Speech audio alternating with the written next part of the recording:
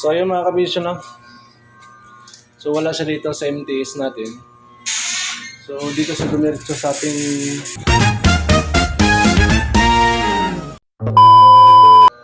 So assalamualaikum warahmatullahi wabarakatuh.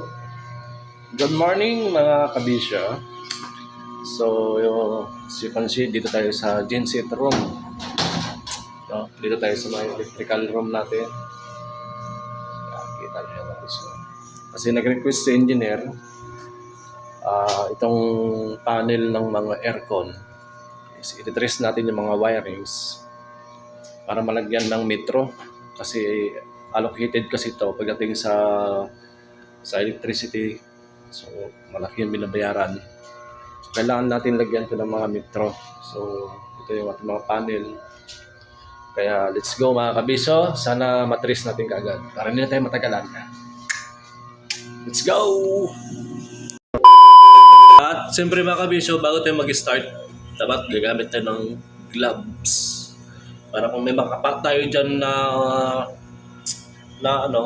open surface, at least may iwasan natin yung aksidente or makuryente. Tsaka gamit tayo ng live tester.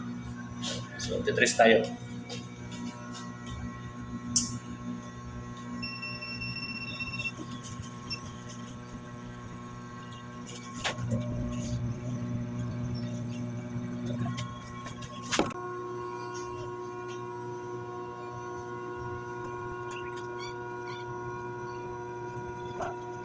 So, ayun na mga kabisyo. Yan. So, ito kasi panel ng aircon. Yan. Sa panel ng aircon ito. So, yung nasa bandang itaas na yan, yung feeder line, ititrace natin yan kung saan sa pumunta. So, ganun din doon. Panel din ito ng aircon. Ito. Yan. So, ititrace din natin yung wire na yan kung saan siya nakatap. No, para malagyan natin sa ng city o yung capacitor transformer ba yan tawag sa city. So ang gusto kasi ni engineer mga kabisyo is gagawan natin ng diagram. Ito, gagawa na tayo ng diagram. Yan, para dito natin ilalagay yung kung saan dumaan yung wire. Yan, kung dito ba sa MTS o dito sa mainline distribution panel na galing ng sakul ko. Kasi pag nagbaburn out dito mga kabisyo, lahat ng aircon namin sa common is walang supply. So it means ang connection nito is nasa mainline kasi hindi nasa dumaan dito sa MTS or manual transfer switch na kontrolado ng genset. So sana mahanap natin kagad mga kabisyo.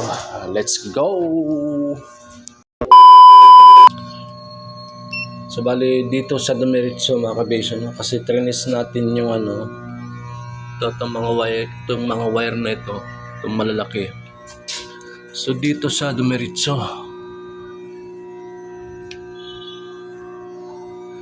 Yan. Sa pinaka mainline natin. Yung ating mainline distribution control panel.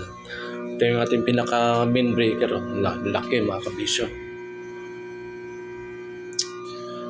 So hindi tayo masyadong lalapit dyan kasi delikado dyan mga kabisyo. Lalo na't wala tayong kasama. Ayan, so kasi solo lang natin. So bali didistansya lang tayo para sumilip mga kabisyo.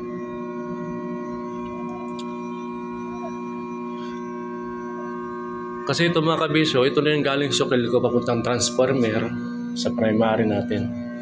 So, dito yung kanyang diagram. So, ibig sabihin, dito nga siya. Diba? Yung tong dalawa. So, ayun na nga mga kabisyo. Na-trace natin kaagad kung saan tumakbo yung wire. Yung feeder line natin. Itong dalawang control o itong dalawang panel board ng aircon. So doon sa dumiretso mga kabisyo, dito sa ating mainline distribution panel na papunta na kay sukil ko. So gagawa na lang natin siya ng diagram and then gawin natin ng report para mas madali maintindihan ng engineer. Kasi mahirap kasi pag tawag-tawag lang kay engineer tapos hindi niya ma-imagine kung saan ba talaga dumaan yung wire. So mas maganda, gawan na lang natin ng diagram. So paano yan mga kabisyo? Hanggang dito na lang tayo. So ika nga, lamang ang may alam, kaya ingat palagi. Chup chup mama. Bye-bye.